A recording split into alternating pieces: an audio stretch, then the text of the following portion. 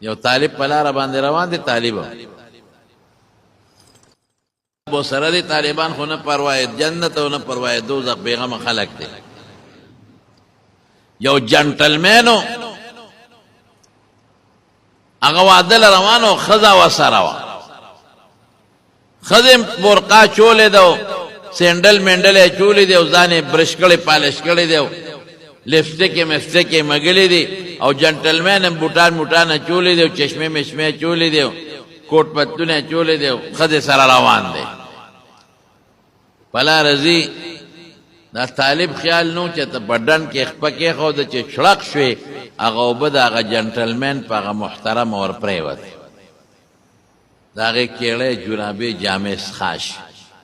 جنټلمین ویي د خدای دې بې خوباسه، زما ښځه دې ولړله، مونږ واده له روان، جامې دې وله ولړلې، پیزار دې وله ولړو، خو چې شړق شو هغه طالب یې په دا مخ یو مضبوط غزار و، خوار شي ګډېږي په لاره، نظر دې نه لګي، هغې سره یې څه چلو. زمونږ دا سړی هم ګورې د ښځې مخ کې چې که نه ډېر بهادر یي که نه،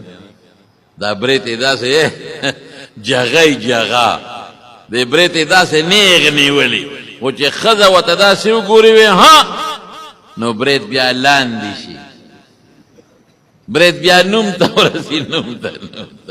هر څه چې دي خو ښځو ته راټینګې نه دي. بیا امین نه تپوس وکړې کنده یې به راته ووایي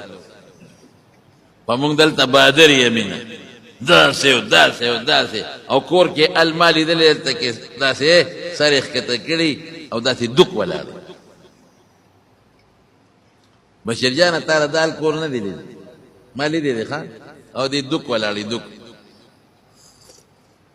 بیا ښه سړی وي، ښځه مو خاوند دې څنګه دی؟ یاره ډېر ښه سړی دی، ډېر ښه سړی دی، چې زه ورته څه وایم هغه کوي، غوږونه پې نیسم، غوږونه جنټلمین خو ښځې ته ځان ښه چې شړق شو په دا مخ یې وه او ما څه غلطي کړې ده، ما ته څه پته وه، خو په لار ونې برابروم. ښځې ته وایي زه چې ځو دا جامې به بدلې کړو، د دې سپېره د لاسه جامې څخه شو او پیزار به بدل کړو، بیا به راوځو. ښځه کور ته مو ښځه لګیا شو جامې بدلئ او دا سړی کوټې ته څه کار له وخته، خو چې څنګه بره وخته خپې وښویېده دا په وړی باندې په غرض لاندې راغی، دا سټ یې ولګېد او مردار شو، مړ شو. ښځه خو پوه شوه چې ده خو هغه غریب والی دی په مخ، د هغه څه غلطي وه، په غلطۍ کې د یو سړي خپه په خټو کې لاړه او د بل جامې خیره نه شو، صبر وکړه که نه، صابرینو له خدای جنت ورکوي. پوه شوې د هغه سړي خیرې وکړې او د ځان ورسره یره شوه او زر خلکو ته وی، خلک رالل سخاون مې مړ شو په منډه، وی دې پرېږدی دا خواص مړ شو، ورشئ په لاره یو طالب څپېړه والی دی، هغه خیرې کړې دي، موږ تباه نه شو، بچي مې تباه نه شي، لا ولاړ شئ د هغه نه معافي وغواړئ، بیا به ګورو. طالب مخکې روانو، بارانو، په لاره ځي، هلته یو الوی دکان کولو کړی، د الوی به دا قانونو چې سار وختي به دکان کولو که څوک غریب به پرې راغی، یو پلیټ الوا به خیراتي ورکوله او یو جام پی به یې ورکول. چې طالب پې ورغی، دی غریب خو مخ مږي، مخ یې سور دی په څپېړه، نو الوی ته طالب جانه دلته راشه کښېنه، یو پلیټ یې د الوا ورکړ، دا خوره او یو جام پی ورکړ، دا بچی چې د دکان کولو کوم دا ورکوم، دا خوره. اوس هغه لګیا دی الوا نه نوړی اوچتوي او د پیو نه ګوټ کوي او خاندي. د دې الوی ورته خیال شو، هلکه دا خاندې ولې،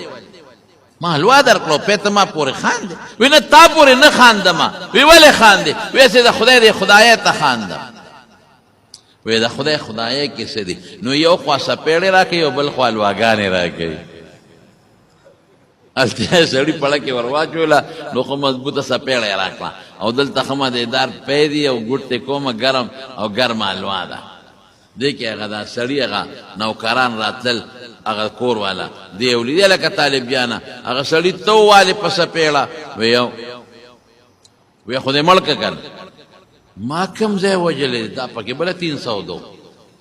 ویم والم زه ما مړ که، وی نه خیره دې ورته وکړه، اخو چې بره په پوړو ختېده لاندې را پرېوته او مړ شو، وی ما خو خیره نه ده کړې، وی مهرباني وکړه بد دوا ورته وکړه، خیره دې ورته وکړه، نور بچي غرق نه شي، ښځه غرق نه شي، خو مړ شو.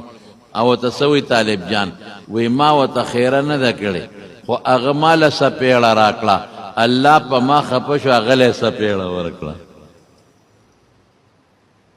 هغه ماله سپېړه راکړه الله په ما خفه شو هغه له سپېړه ورکړه الله داسې سپېړه ورکړه چې مرګ ته یې ورسوله پته نه لګي چې نور به ورسره څه کوي